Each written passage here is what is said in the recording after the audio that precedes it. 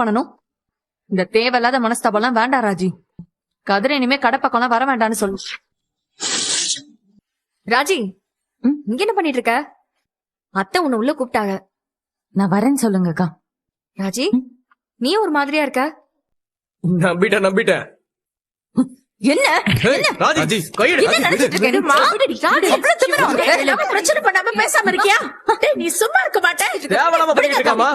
உன்னை சும்மா விட மாட்டேன். நம்ம உள்ள போலாம் வாங்க. வாங்கம்மா.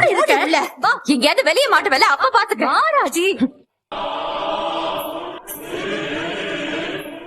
மா அவன் கிடக்குறான், நீங்க விடுங்கம்மா. வாங்கம்மா. இப்போ உனக்கு சந்தோஷமாடா குமாரு? சும்மாவே இருக்க மாட்டியா நீ? ஏதாவது பத்து வச்சுக்கிட்டேதான் இருப்பியா?